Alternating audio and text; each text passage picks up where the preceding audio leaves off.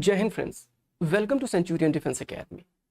इस टाइम महाराष्ट्र में रिजर्वेशन को लेके बहुत ज़बरदस्त प्रोटेस्ट चल रहा है। इसके चलते ये टॉपिक हमारे लिए बहुत ज़्यादा इंपॉर्टेंट हो जाता है।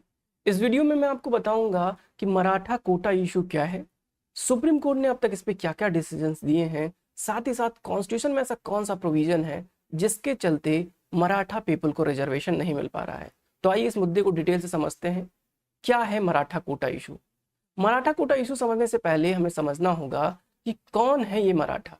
जब भी मराठा लोगों का नाम हमारे सामने आता है तो कुछ लोगों का इमेज हमारे सामने उभर के आ जाता है, जैसे कि बाजीराव, जैसे कि शिवाजी महाराज, जैसे कि बाल गंगाधर तिलक। ये सब लोग बहुत स्ट्रांग थे। इसी के चलते हमारे दिमाग में छवि बनी हुई है कि मराठा जो पीपल होते हैं बहुत स्ट्रांग होते हैं, रिच होते हैं। लेकिन सच्चाई इससे कोसों दूर है, काफ़ी अलग है। कैसे अलग है, वीडियो में आगे आपको समझ में आएगा। सबसे पहले आपको पता है कि इंडिया में एक स्टेट है महाराष्ट्र। महाराष्ट्र में ही ज़्यादातर मराठा पाए जाते हैं। महाराष्ट्र की जितनी भी पॉपुलेशन है उसका 33% मराठा पीपल रहते हैं वहाँ पे। इसके अलावा मराठा पीपल डेक्कन ट्राइब के और ढेर सारे स्टेट्स में रहते हैं। हम इस वीडियो में महाराष्ट्र में जो कुछ चीज़ें हो रही हैं उसको ही डिस्कस करने वाले हैं। खैर, सबसे पहले अगर मराठा हिस्ट्री की बात करें तो मराठा जो लोग थे वो सबसे पहले मुगलों के अंतर्गत अपनी सर्विस देते थे। जब मुगल डिक्लाइन किए और उसके बाद शिवाजी महाराज का दौर आया तो शिवाजी महाराज के दौरान अपनी सर्विस दी उन्होंने। लेकिन जब मराठा साम्राज्य का पतन हुआ तो उसके बाद अंग्रेजों ने इनकी सारी जमीनों पे कब्जा करना स्टार्ट कर दिया और उसी के बाद इनका पतन स्टार्ट हो गया। तो जो ये वॉरियर क्लास थे अचानक से पीजेंट क्लास में बदल गए। ओके, धीरे धीरे पीजेंट क्लास में बदले। कुछ के पास जमीनें थी जिनको लैंड होल्डर्स बोलते थे, उनके पास जमीनें थी। तो कुछ लोगों के पास जमीनें थी, ज्यादातर पीजेंट के तौर पे कन्वर्ट हो चुके थे। अब इनके सामने बहुत सारी समस्या स्टार्ट हो गई थी। चूंकि आपको पता है शुरुआत से मराठा पीपुल वॉरियर कैटेगरी में आते थे, लड़ाई लड़ते थे, अपने राजा के लिए लड़ाई लड़ते थे, चाहे शिवाजी महाराज के लिए हो चाहे मुगलों के लिए हो, सबके लिए ये लड़ाई लड़ते थे। जिसके चलते बहुत सारी चीजें इन्होंने अपने लिए अर्जित नहीं की, जैसे कि संपत्ति इकट्ठा नहीं की, जैसे कि एजुकेशन इनका रह गया। इन्होंने सिर्फ वॉर स्किल सीखी। लेकिन जब इनकी जरूरत नहीं थी अंग्रेजों को तो धीरे धीरे कमजोर होना स्टार्ट हुए। तो क्या क्या चुनौतियां थी इनके सामने जब अंग्रेजों ने शासन करना स्टार्ट किया। और अगर आपको ये चुनौतियां समझ में आ गई तो आपको समझ में आ जाएगा कि इतना जबरदस्त मराठा प्रोटेस्ट क्यों हो रहा है, मराठा कोटा इशू इतना ज्यादा इंपॉर्टेंट क्यों है। देखिए, जब अंग्रेजों ने इनका साथ छोड़ दिया, इनसे जमीनें ले ली, ठीक है, ये पीजेंट के तौर पे कन्वर्ट हो गए, तो इनके अंदर लैंड का फ्रेगमेंटेशन होना स्टार्ट हो गया। जैसे एक परिवार, दो परिवार, चार परिवार, परिवार बढ़ता चला गया, जमीनें छोटी होती चली गई, तो लैंड का फ्रेगमेंटेशन होता चला गया। अंग्रेजों ने भी बहुत सारी जमीनें इनसे छीन ली। इसके अलावा जो नेटिव गवर्नमेंट्स होती थी उन्होंने भी जमीनें छीनी। इसके चलते इनके पास जमीन भी नहीं बची। दूसरा, अब इनके पास काम नहीं रह गया, अनएम्प्लॉयड हो गए। अंग्रेजों को जरूरत नहीं थी, शिवाजी महाराज का दौर खत्म हो चुका था, तो इसके चलते ये बेरोजगार थे। बेरोजगारी के चलते इनके पास जीवन यापन करने का भी जो व्यवस्था था वो भी खत्म हो रहा था धीरे धीरे करके। इसके अलावा धीरे धीरे करके ओवर द टाइम डिक्लाइन करते चले गए। इसके अलावा सबसे बड़ी दिक्कत जो थी, चूंकि ये वॉरियर क्लास के थे लोग, तो इनके पास एजुकेशन उतना ज्यादा नहीं होता था जितना अदर्स के पास होता था। ये उस टाइम से इस टाइम तक भी प्रिवेल की। ठीक है, ये बात तो आपको भी पता होगा कि जिन लोगों को लड़ाई वगैरह लड़नी होती है वो ज्यादातर स्किल पे काम करते हैं, ना कि एजुकेशन पे। ओके, कोई भी आप स्पोर्ट्स सेक्टर आप देख लो, स्पोर्ट में ज्यादातर क्या करते हैं लोग, कम पढ़े लिखे होते हैं, मतलब बहुत ज्यादा एजुकेशन में नहीं जाते हैं क्योंकि उनको स्किल इंप्रूव करना होता है। खैर, वो एक अलग डिबेट है, इसका भी एक डिबेट है, उसको हम कभी और डिस्कस करेंगे। तो एजुकेशनल अपॉर्चुनिटीज इनके पास कम थी, साथ ही साथ ये स्किल्ड सिर्फ वॉर में ही थे जिसकी जरूरत नहीं थी, जिसके चलते धीरे धीरे करके ये जो कम्युनिटी थी वो कमजोर होती चली गई। जहां पर ये राजा थे, वॉरियर क्लास के लोग थे, अचानक से पीजेंट क्लास के लोग के तौर पे ये कन्वर्ट होना स्टार्ट हो गए। लेकिन समस्या क्या है, हमारे आपके दिमाग में बना हुआ है कि ये वॉरियर क्लास है ना कि पीजेंट क्लास है। ठीक है, इसी के चलते इनकी स्थिति दिन ब दिन बदतर होती चली गई। अब जब ज्यादा बदतर हो गई तो इन लोगों ने प्रोटेस्ट करना स्टार्ट किया। इसी के चलते जो वर्तमान समय में प्रोटेस्ट चल रहा है कि गवर्नमेंट जॉब में और एजुकेशनल इंस्टीट्यूशन में socially and educationally backward class के तौर पे इनको कैटेगराइज किया जाए और इनको रिजर्वेशन दिया जाए। इनको अभी जनरल कैटेगरी के तौर पे माना जाता है, ठीक है, इनको ओबीसी के तौर पे नहीं माना जाता। इसी को लेके सारा विवाद है। तो रीजन आपको समझ में आया, रीजन क्या है? ये 3 रीजन है, land fragmentation, unemployment, lack of educational opportunities और बहुत बहुत सारी बातें। फिलहाल मैंने 3 इंपॉर्टेंट पॉइंट्स को यहाँ पे डिस्कस किया। नाउ अब क्वेश्चन ये आता है कि ये socially and educationally backward class क्या होता है? क्या आपको पता है सोशली एजुकेशनली बैकवर्ड क्लास? अगर आपको पता है तो मुझे कमेंट सेक्शन में बताइए कि ये क्या चीज होता है सोशली एंड एजुकेशनली बैकवर्ड। अगर आपको नहीं पता है तो मैं आपको बताता हूं कि ये socially and educationally backward class क्या होता है। थोड़ी सी हिस्ट्री में जाएंगे, बहुत ज्यादा नहीं जाएंगे। नाउ बहुत सारे लोग पीजेंट होते हैं, बहुत सारे लोग गरीब होते हैं, बहुत सारे लोग ऐसे होते हैं जो सामाजिक तौर पे और शैक्षणिक तौर पे पिछड़े होते हैं। उन लोगों को मदद प्रोवाइड करने के लिए सरकार ने एक कॉन्सेप्ट स्टार्ट किया जिसका नाम है रिजर्वेशन, आरक्षण। और इसी आरक्षण में क्या होता है, एक कैटेगरी है जिसको बोलते हैं OBC, other backward class. Other backward class को ही socially and educationally backward class कहा जाता है। यानी कि ओबीसी और सोशली एजुकेशनली बैकवर्ड क्लास एक ही बात है लगभग, ठीक है, बस थोड़ा सा टर्म का डिफरेंस है, बाकी चीजें सेम है। तो इंडियन कॉन्स्टिट्यूशन में ओबीसी को डिस्क्राइब किया गया है कैसे? Socially and educationally backward classes. Indian constitution में ओबीसी का जिक्र नहीं है, इंडियन कॉन्स्टिट्यूशन में socially and educationally backward class का जिक्र है। तो सुप्रीम कोर्ट ने अपने फैसले के द्वारा 27% का रिजर्वेशन प्रोवाइड किया है पब्लिक सेक्टर एम्प्लॉयमेंट में और हायर एजुकेशन में ओबीसी क्लास को। ओबीसी क्लास को कितना है?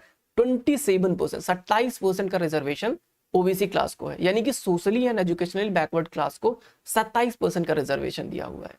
अब ये जो मराठा लोग हैं ये कह रहे हैं कि हमको 27% में हिस्सेदारी दीजिए।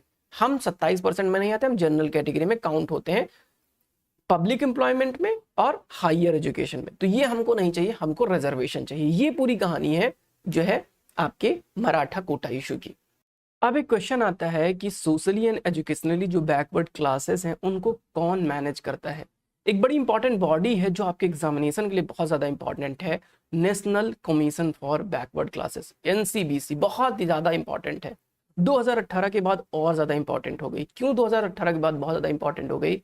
इसका रीजन ये है कि 2018 में 102 कॉन्स्टिट्यूशन अमेंडमेंट आया था, 102वां कॉन्स्टिट्यूशन अमेंडमेंट आया था, जिसके द्वारा ये जो बॉडी है national commission for backward classes, इसको स्टेचुरी इसको कॉन्स्टिट्यूशनल दर्जा दे दिया गया, संवैधानिक बॉडी बना दिया गया। इससे पहले ये वैधानिक बॉडी थी, स्टेचुरी बॉडी थी, ठीक है, कॉन्स्टिट्यूशनल बॉडी नहीं थी।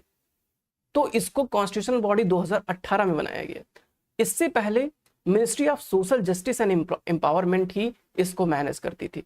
अब ये संवैधानिक बॉडी है, ये इंडिपेंडेंट बॉडी है, जैसे यूपीएससी इंडिपेंडेंट बॉडी है जो आपका एनडीए सीडीएस का एग्जाम कंडक्ट करवाती है। इसी प्रकार एनसीबीसी भी अब एक कॉन्स्टिट्यूशन बॉडी है जिसके पास बहुत सारे पावर हैं, ठीक है। तो ये एनसीबीसी का थोड़ा हिस्ट्री है, 2018 के बाद बहुत ज्यादा इंपॉर्टेंट हो जाती है बॉडी। आगे बढ़ने से पहले एक इंपॉर्टेंट अनाउंसमेंट है आपके लिए, बहुत इंपॉर्टेंट है। देखिए आपको पता ही है कि Centurion Defence Academy written plus SSB में सर्वाधिक सिलेक्शन देने वाली एकमात्र कोचिंग इंस्टीट्यूशन है। इस बात को ध्यान में रखते हुए हमने आपको 100% रिकमेंडेशन दिलाने के लिए हम एक 21 डेज का एसएसबी कोर्स एनडीए सेकेंड 2023 के लिए लॉन्च कर रहे हैं। 21 डेज का जो एसएसबी कोर्स है ये 13 नवंबर 2023 से स्टार्ट हो रहा है। यह SSB training programme SSC tech, TCS entry, NCC entry, NDA, CDS, इन सभी एग्जाम्स में आपकी मदद करने वाला है। ज़्यादा जानकारी के लिए आप दिए गए कॉन्टैक्ट पर संपर्क कर सकते हैं।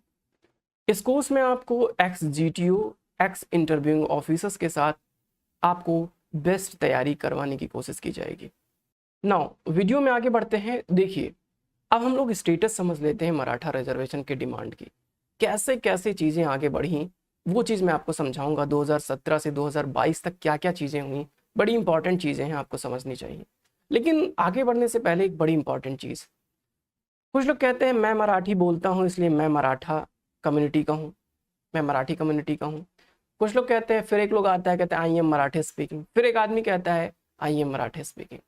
तो क्या सभी मराठी बोलने वाले मराठी कम्युनिटी के मेंबर हैं? बिल्कुल नहीं, सभी मराठी बोलने वाले मराठी कम्युनिटी के मेंबर नहीं हैं। इस बात को महाराष्ट्र गवर्नमेंट ने बहुत अच्छे तरीके से एक्नॉलेज किया भी हुआ है। खैर, अब हम लोग आगे बढ़ते हैं। 2017 में क्या चीजें हुई? 2017 में रिटायर्ड जस्टिस एनजी गायकवाड़ की अध्यक्षता में एक 11 सदस्यीय पीठ गठित की गई। इस पीठ ने एक बड़ा इंपॉर्टेंट फैसला सुनाया था मराठा कोटा रिजर्वेशन से रिलेटेड। इन्होंने कहा था बिल्कुल ठीक बात है, मराठास को socially and educationally backward classes के अंतर्गत रिजर्वेशन दे देना चाहिए। ये बात रिटायर्ड जस्टिस एनजी गायकवाड़ ने अपने जो है अध्ययन के दौरान बताया, रिपोर्ट में अपने यही बात बताई। बहुत इंपॉर्टेंट डिसीजन था, बहुत मराठा बहुत खुश हो गए कि ये चलो बात बन गई, अब हम लोगों को रिजर्वेशन मिल जाएगा। चलिए ठीक है, हो गया। अब जब इन्होंने फैसला दिया तो 2018 में महाराष्ट्र की गवर्नमेंट ने तुरंत एक बिल पास किया और 16% रिजर्वेशन मराठा कम्युनिटी को प्रोवाइड कर दिया। ठीक, अब यहाँ पे बिल पास हो चुका है, लॉ बन गया। अब अचानक से एक व्यक्ति और आ जाते हैं और वो क्या करते हैं, फिर से केस ले जाते हैं कोर्ट में। अब बॉम्बे हाई कोर्ट में एक केस पहुंचता है। बॉम्बे हाई कोर्ट कहता है कि अच्छा ठीक है, आपने रिजर्वेशन तो दे दिया, लेकिन इसमें हमारा कुछ इफ बट है। भाई क्या इफ बट है? इफ बट ये है कि आप 16% मत दीजिए, थोड़ा सा घटाते हैं, ज्यादा हो रहा है। क्या घटा देते हैं? घटाते हैं एजुकेशन में 12% और जॉब्स में 13% का रिजर्वेशन प्रोवाइड किया जाएगा मराठा पीपल को। ये बॉम्बे हाई कोर्ट ने अपना डिसीजन दिया। अब फिर गड़बड़ हो गई। गड़बड़ क्या हो गई? 2020 में इस फैसले को सुप्रीम कोर्ट में चैलेंज कर दिया गया। अब सुप्रीम कोर्ट में जब एक केस गया तो सुप्रीम कोर्ट ने स्टे लगा दिया और कहा कि ये केस भेजते हैं हम चीफ जस्टिस ऑफ इंडिया को। क्यों? क्योंकि इनका मानना था कि इसमें इंदिरा साहनी जजमेंट का वायलेशन हो रहा है। क्या है, आगे समझेंगे इंदिरा साहनी जजमेंट। नाउ अब 2021 में पहुंचते हैं। 2021 में सुप्रीम कोर्ट में केस चल रहा था। अब सुप्रीम कोर्ट ने क्या किया कि स्ट्रक डाउन कर दिया इस केस को। कहा कि नहीं नहीं, इंदिरा साहनी जजमेंट का वायलेशन हो रहा है, इस वजह से हम आपको मराठा कम्युनिटी को 50% रिजर्वेशन देने का फैसला काट रहे हैं, खत्म कर रहे हैं, नहीं दे सकते हैं आप। ऐसा सुप्रीम कोर्ट का डिसीजन था। क्यों? क्योंकि इंदिरा साहनी केस में एक जो है इफ बट लगा हुआ है और कहा गया है, इसमें 1992 में एक केस आया था। इस केस में कहा गया है, कैटेगरिकली कहा हुआ है सुप्रीम कोर्ट ने कि जो रिजर्वेशन है वो 50% से ज्यादा नहीं होना चाहिए, और कोई एक्सेप्शनल केस है या एक्स्ट्राऑर्डिनरी सिचुएशन है जिसमें आपको देना ही पड़ रहा है, तभी आप थोड़ा बहुत बढ़ाइए 2, 4, 10%। लेकिन उसके अलावा नॉर्मल सिचुएशन में अगर एक्सेप्शन नहीं है तो आप नहीं बढ़ा सकते, 50% से ज्यादा कोटा नहीं दे सकते। अब 27% इनका है SC OBC का, तो टोटल 50% पहुंच जाता है, लेकिन 50% से ज्यादा नहीं होना चाहिए, ऐसा सुप्रीम कोर्ट का इंदिरा साहनी जजमेंट में फैसला है। अब वापस लौट के आते हैं 2021 वाले केस में। इस वाले केस में सुप्रीम कोर्ट ने कहा कि पहली बात तो स्टेट्स को ये पावर नहीं है कि वो किसी को सोशली और एजुकेशनली बैकवर्ड क्लास घोषित कर पाए। एक पावर किसके पास है? ये पावर है हमारे राष्ट्रपति के पास। स्टेट गवर्नमेंट केवल और केवल एडवाइस दे सकते हैं, सजेशन दे सकते हैं प्रेसिडेंट को, और प्रेसिडेंट का क्या मानना है वो उनका अपना खुद का डिसीजन होगा। नाउ अभी और दूसरी बड़ी इंपॉर्टेंट बात कही सुप्रीम कोर्ट ने। सुप्रीम कोर्ट ने कहा कि कोई एक्सट्रीम सिचुएशन नहीं है मराठा पीपल के साथ, कोई एक्स्ट्राऑर्डिनरी सिचुएशन नहीं है मराठा पीपल के साथ, इसलिए 50% से ज्यादा कोटा जो इनको दिया जा रहा है, 16% या 13%, वो एक्सेस हो रहा है। 50% प्लस 16% वो ज्यादा हो जाएगा, वो नहीं करने देना है। तो सुप्रीम कोर्ट ने ये सब कहते हुए मामला कर दिया खारिज। अब जब मामला खारिज कर दिया तो अब ये केस पे केस चलता चला गया, उसके बाद ये डिमांड आगे बढ़ती चली गई, और आज कंडीशन ऐसी है कि ये इतना जबरदस्त प्रोटेस्ट कर रहे हैं। अभी 2022 में आपने सुना होगा एक फैसला आया था सुप्रीम कोर्ट का, जिसमें सुप्रीम कोर्ट ने EWS के लिए 10% का कोटा मान्य कर दिया था, एग्री कर दिया था कि हाँ जो EWS को 10% कोटा दिया जा रहा है वो ठीक बात है। अब अभी तक क्या चल रहा है? जो 10% कोटा मिला हुआ है EWS के अंतर्गत, यही कोटा इस्तेमाल करती है महाराष्ट्र गवर्नमेंट मराठास को सेटिस्फाई करने के लिए। मराठा को अभी यही 10% कोटा के अंतर्गत ही काम अपना देखना पड़ता है। यही रिजर्वेशन जो जनरल कैटेगरी को मिला हुआ है वही इनको मिला हुआ है। EWS के अलावा अगर इनकी जो EWS का क्राइटेरिया है, अगर कोई मराठा पीपुल उसको फुलफिल नहीं कर पा रहा है तो उसको ईडब्ल्यूएस का बेनिफिट नहीं मिलेगा, अगर कोई फुलफिल कर पा रहा है तो उसको मिलेगा। तो ये तो सबके साथ लागू, कोई मराठा पीपल के लिए स्पेशल तो किया नहीं गया। इसी के चलते ये एक जबरदस्त डिमांड कर रहे हैं अलग अपने लिए एक रिजर्वेशन की। तो रिजर्वेशन में कोटा की डिमांड कर रहे हैं कि ये जितने भी मराठा पीपल है, मराठा कम्युनिटी के लोग हैं। तो ये पूरी कहानी थी। आई होप कि इतनी बात आपको समझ में आई होगी। अगर इतनी बात समझ में आई है तो please let me know in comment section. अगर आपको लगता है कि ये वीडियोस आपके लिए बेनिफिशियल हैं तो प्लीज कमेंट सेक्शन में जरूर बताइए, ताकि हम इस सीरीज को कंटिन्यू रख सकें। आगे आने वाली वीडियोस इसी बात पर डिपेंड करती है कि आपके रिव्यूज कैसे हैं, ठीक है। हालांकि आज मैं आपको एक होमवर्क भी देना चाहता हूँ। आप मुझे कमेंट सेक्शन में बताइए कि 102 जो कॉन्स्टिट्यूशन अमेंडमेंट था उसके बारे में आप क्या जानते हैं। ये चीज हमको कमेंट सेक्शन में बताइए। मिलते हैं नेक्स्ट इंपॉर्टेंट वीडियो में। आप भी सजेस्ट कर सकते हैं कि आपको कौन सा वीडियो चाहिए। Thank you so much for watching. Have a nice day.